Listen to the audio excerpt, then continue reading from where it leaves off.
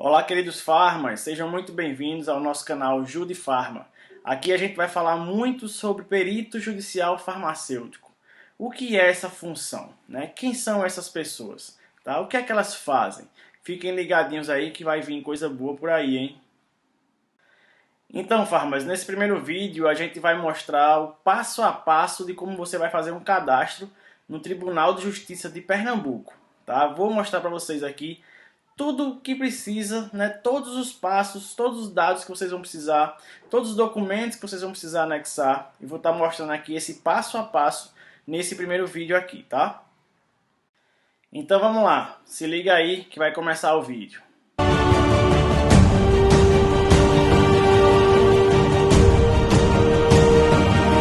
é que vocês estão? Tudo bem?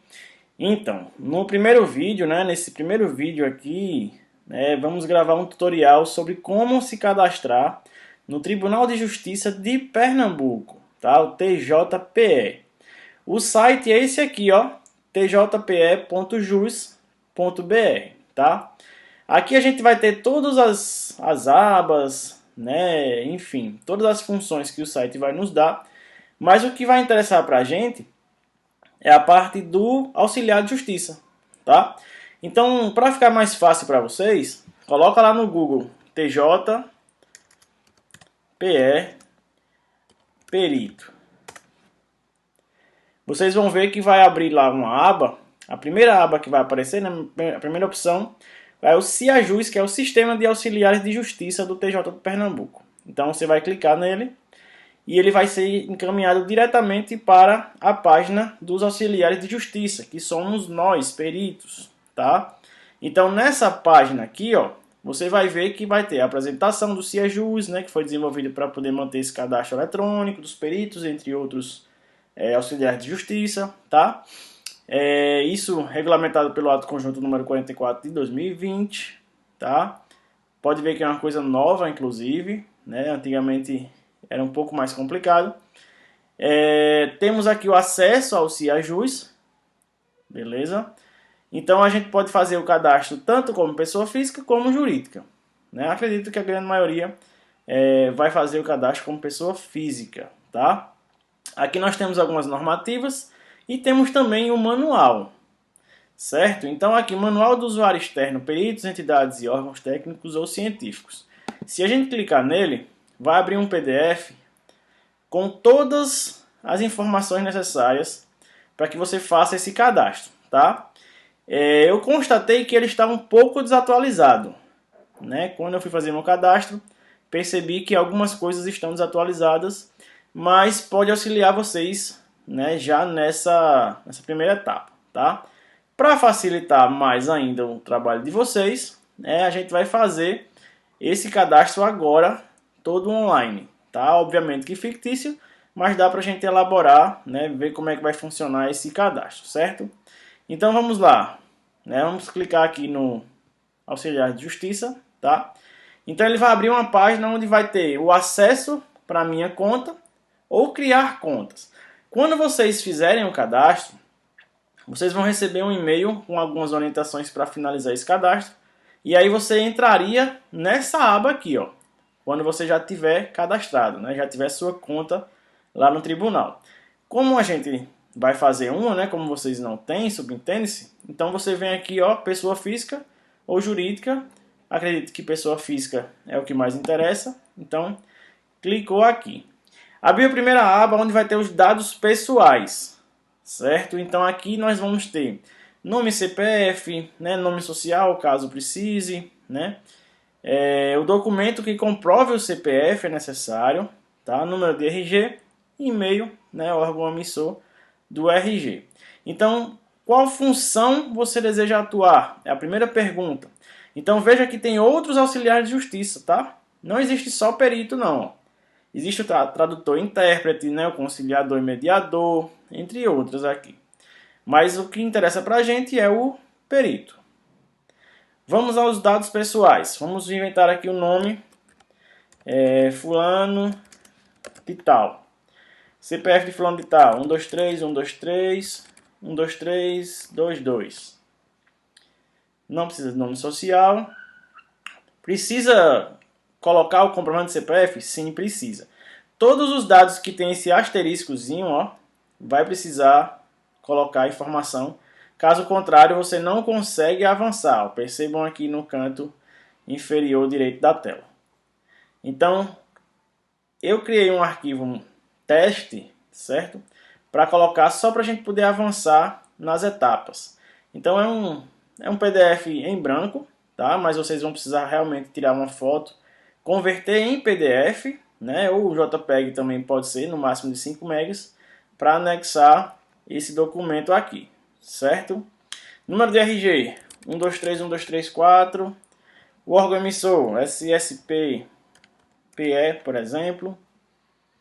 O e-mail é fulano, nesse caso vamos botar minúsculo, fulano, @gmail.com. Confirma cá, fulano, @gmail.com. Perceba que agora o botão avançar, ó, está habilitado, tá? Todos os dados foram colocados. Então vamos avançar para a segunda etapa. Nessa segunda etapa a gente vai colocar os dados profissionais. Então percebam o seguinte, ó, ele quer o número de registro profissional da entidade de classe. No nosso caso é o CRF, tá? Então, sei lá, 98976, por exemplo. Quantos anos de experiência profissional? Sei lá, 10 anos. Certidão de regularidade junto à entidade de classe profissional. Essa certidão não é difícil de conseguir no próprio site do CRF, tá? Independente do estado que você esteja, acredito que todos os CRFs vão ter essa certidão de fácil acesso no site, né? Geralmente tem um acesso específico para farmacêuticos, onde a gente consegue emitir essa certidão. Então, mais uma vez, eu vou colocar aqui o arquivo teste, só para a gente poder avançar. Caso tenha alguma especialização, né, você pode colocar. Perceba que não é obrigatório, certo? Mas, né, se você tiver, você vai pegar o certificado da sua especialização e vai colocar aqui também. Declaro a inexistência de penalidade no órgão que faço parte. Ou seja, se você, mesmo que consiga tirar a certidão de regularidade, tiver com alguma pendência, né, ou irregular junto ao seu conselho, não marque. Porque se você marcar, né, pode dar problema. Lembrem-se que vocês vão estar lidando com o Tribunal de Justiça, certo? Então nenhuma informação passa despercebida.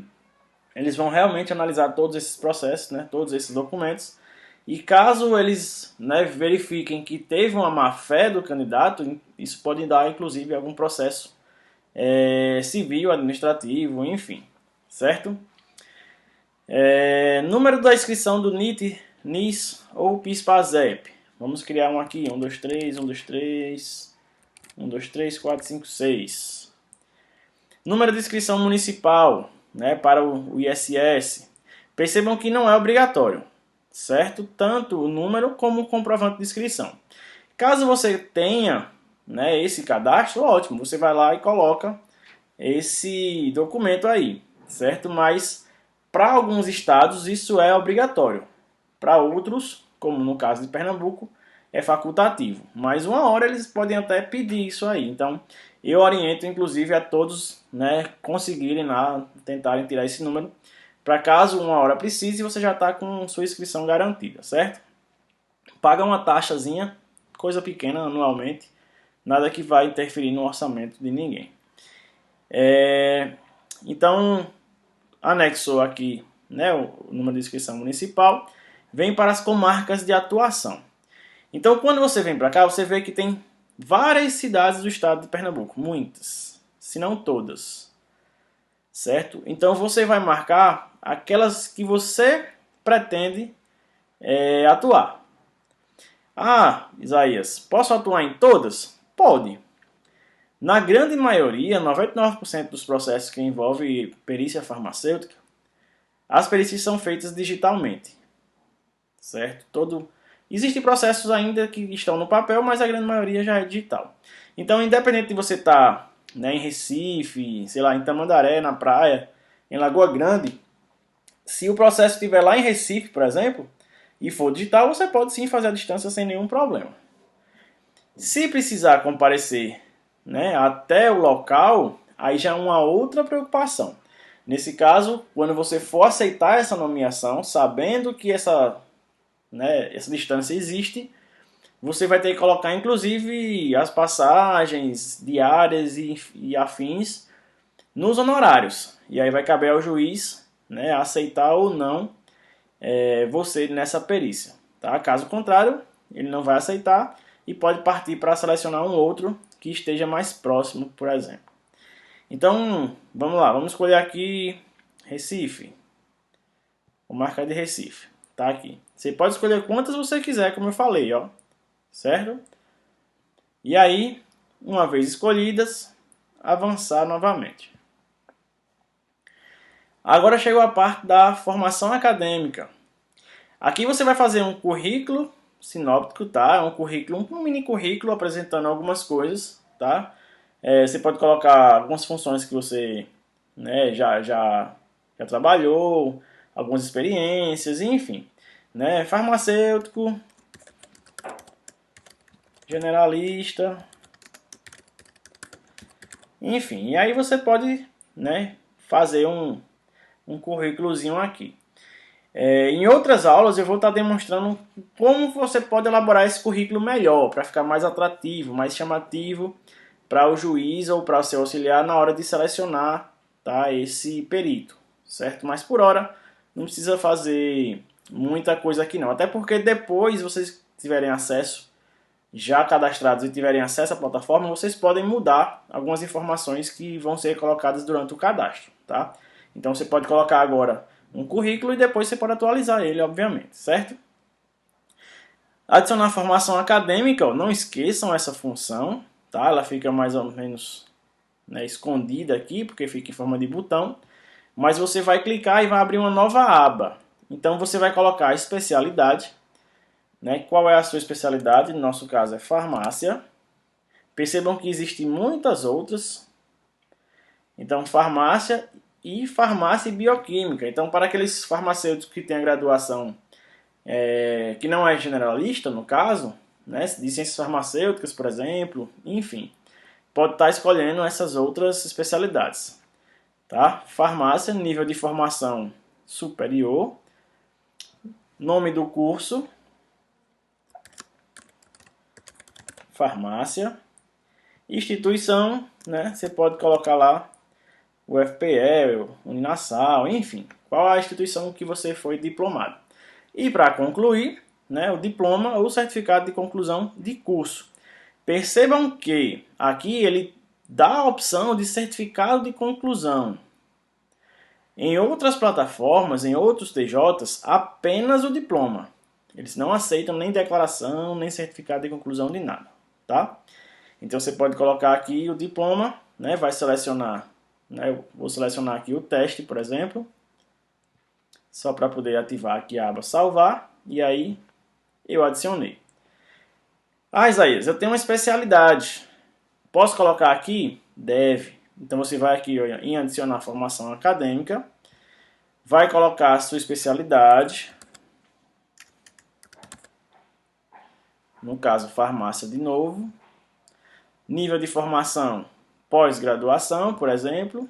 Qual é o nome da pós-graduação? Farmacologia clínica. Qual a instituição? Sei lá, Uninassal. E aí você vai colocar o certificado de conclusão desta pós-graduação. Neste caso, sim, não é diploma, é certificado de conclusão da pós-graduação.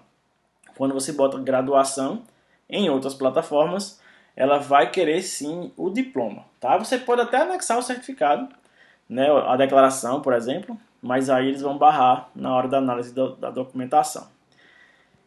Salvar, então tá aqui, ó, graduação e pós-graduação. Tranquilo? Terminamos a parte de formação acadêmica, avançar. Agora vamos para o endereço do perito, né, do candidato. Lembrando que independente de você estar em Pernambuco ou não, se você estiver se cadastrando para o auxiliar de justiça de Pernambuco, para perito judicial de Pernambuco, você deve colocar aqui o seu endereço original. Ah, eu moro na Bahia. Coloque aqui o seu endereço da Bahia, certo? Não coloca nenhum outro endereço fictício ou de algum colega de Pernambuco, não é necessário. Interessante é que você coloque o seu endereço realmente, porque se eles precisarem enviar alguma documentação,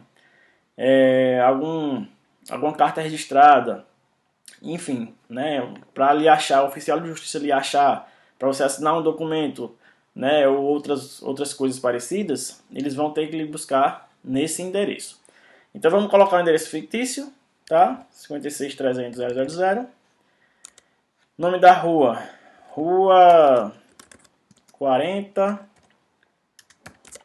número 30, bairro Centro, estado Pernambuco, por exemplo, cidade Recife. Complemento, né? Pode colocar casa de esquina, por exemplo, ou algum ponto de referência também. Comprovante de endereço, tá? Então esse comprovante de endereço, uma postagem máxima de 90 dias, então se for uma conta de luz, de água, por exemplo, procura lá as mais recentes, certo? Então seleciona, né, esse documento e anexa lá. Só uma dica para que vocês consigam fazer isso, já com todos esses documentos que são necessários serem anexados, já prontos. Lembra lá no início que eu falei do manual? Tá? Então, tem um manual. Aquele manualzinho lá, ele está desatualizado, mas ele consta aqui. Ele consta esses documentos que precisam ser anexados. Então você pode vir aqui e já se adiantar em relação a todos esses documentos. Deixar tudo já dentro de uma pasta. E aí, quando você for fazer o seu cadastro, você já está com todos os documentos digitalizados, bonitinhos na pasta para você conseguir fazer seu cadastro. Então aqui, por exemplo, ó, comprovante de CEP, ó, selecionar, anexar. Então, CPF, né? O CPF já está cadastrado. Aqui ele pede para ser... Cadê? Não tem aqui nada para ser. Tem dois para serem anexados. Então, comprovante de carteira, campo não obrigatório, certificado de especialização também não é obrigatório. Mas ele pede aqui alguma coisa para ser anexado. Aqui é porque não está atualizado mesmo. Formação acadêmica, o que é que vai precisar? Diploma e por aí vai. Certo? Então, voltando aqui. Telefones. Coloca o telefone. Pode colocar uma segunda opção.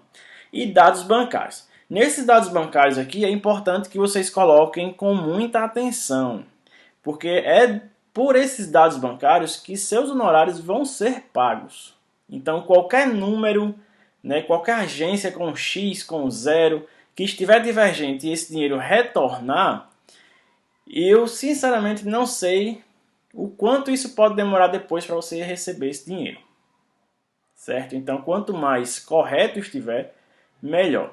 Número da instituição financeira. Vai lá no Google e procura. Não sei de qual, mas sei lá, por exemplo, 212 é o número do Banco do Brasil. Então, bota lá, Banco do Brasil. Número da agência. O número da agência é o 000.x. Se não for X, é 0 também. Nome da agência. Geralmente as agências têm nome. Centro, ou Praça fulano de tal, enfim. Número da conta, né, um número fictício aqui. E se é poupança ou não. Caso for conta corrente, não é poupança, certo? E para finalizar, comprovante dos dados bancários. Esses comprovantes aqui pode ser a foto do cartão, frente e verso, ou aqueles comprovantes de saque, por exemplo, de extrato, você pode também digitalizar e anexar nesta aba. Então vamos colocar também mais aqui o teste, só para a gente poder avançar. Por fim, e não menos importante, as certidões que são necessárias. Essa parte aqui é um pouco mais complicada, é um pouco mais chata. Então, aquela dica que eu falei de você já buscar quais documentos são necessários, digitalizar todos eles, colocar numa pasta, é fundamental nessa etapa, certo? Para vocês não precisarem chegar até aqui e dizer, poxa, não tenho tudo, não vai dar tempo, vou ter que entrar depois, refazer, enfim. E aí acaba deixando para lá e perde tempo, certo? O que que acontece aqui? Várias certidões devem ser anexadas, certo? Para começar, certidão de regularidade fiscal perante Fazenda Federal, Estadual e Municipal. Então você vai buscar, né, na Receita Federal, na Receita Federal Estadual e Municipal, todas as certidões de regularidade. Ah, como eu faço isso? Google. Botou isso aqui no Google, você vai encontrar, certo? Não é difícil. Geralmente você coloca lá o seu CPF, né, tem um código verificador e pronto, tá? Certidões de regularidade perante a Justiça Eleitoral. Isso daqui é aquela certidãozinha que você tira no site da Justiça Eleitoral dizendo que você realmente, né, votou, está em dias com a Justiça Eleitoral e etc. Beleza? Isso aqui eu acho que todo mundo já deve ter tirado algum dia, inclusive para a própria matrícula da faculdade. É obrigatório também essa certidão de regularidade. Certidão negativa junto ao Cadastro Nacional de Condenações Cíveis por ato de improbidade administrativa. Coloquem esse termo aqui, ó, Cadastro Nacional de Condenação Cíveis por ato administrativa. Vocês vão encontrar a página no Google para fazer, né, para retirar essa certidão negativa, tá? Não é difícil também. Colocou esse enunciado aqui no Google, vocês vão encontrar. Certidão negativa criminal de primeiro grau da Justiça Estadual do município do domicílio do profissional. Vamos lá. O que é que isso aqui impacta? Você vai buscar essa certidão da Justiça Estadual do município onde você mora. Então, aquela coisa que eu falei. Você é da Bahia. Vai se cadastrar no TJ de Pernambuco, coloca lá seu endereço da Bahia. E a certidão negativa que você vai botar aqui, em anexo, também é da Bahia. É de onde você mora. Tá? Não é do estado onde você está concorrendo, né, o cadastro para perito. É onde você mora. Ficou claro? Então vamos lá. Certidão negativa criminal de primeiro e segundo grau da Justiça Federal. Nesse caso, a seção judiciária de Recife, né, que é a 5ª região. Também é fácil de encontrar. Colocou no Google, você vai encontrar o sitezinho da seção judiciária da 5ª região e vai conseguir também retirar a certidão negativa com muita facilidade. Atestado de capacidade técnica demonstrando a especialização na área de atuação. Esse atestado de capacidade técnica é aquele atestado que você vai retirar no site do Conselho, certo? Lá vai ter uma aba onde você tem esse atestado que você tem capacidade técnica de ser profissional, por exemplo, tá? Lembra que a gente mencionou da outra vez o de pendências, né, sobre a regularidade. Aqui é sobre a capacidade técnica, certo? Então, vá lá no site do seu conselho. Né? Nesse caso aqui, Pernambuco, vai precisar ser de Pernambuco. Imprime esse atestado e anexa também. Por fim, se você é cônjuge, companheiro ou parente em linha colateral até 3º grau do magistrado, de advogado ou servidor do estado de Pernambuco, você vai ter que responder aqui que sim. Caso contrário, não. Ok? Vai ter que marcar aqui, ó, declaro que não sou detentor de cargo público no âmbito do Poder Judiciário. Aqui também há, né, algumas exceções, mas a grande maioria acredito que não seja. Declaro que todas as informações prestadas e documentos anexados são verdadeiros, também é necessário que você marque essa opção. E declaro possuir pleno conhecimento do conteúdo da resolução 233 de 2016. Não vou comentar sobre essa resolução, tá? Vão lá e deem uma lida, é muito importante. Foi nomeado nos 2 últimos anos algum processo de recuperação judicial e falência? Se sim, sim, se não, não. E se sim, qual foi o processo, comarca, nome do magistrado, exerceu a função tal, né, e o motivo de não ter exercido. Finalizando, após você anexar todos esses documentos aqui, você vai para finalizar cadastro. Esse botãozinho, né, no canto esquerdo inferior, direito inferior, ele vai ficar azulzinho onde você vai finalizar. Uma vez finalizado, vai abrir uma página dizendo que seu cadastro foi realizado. Você vai receber no e-mail cadastrado, né, as orientações necessárias para que você entre na plataforma, né, com seu login e senha, que você vai cadastrar também. E aí, uma vez que você estiver no sistema dos auxiliares de justiça, você pode inclusive editar todos esses dados aqui, né, ou acrescentar outras coisas, caso porventura aconteça, né, mais especializações, mais graduações, enfim.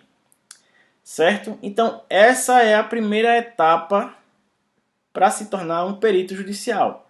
Por que a primeira etapa?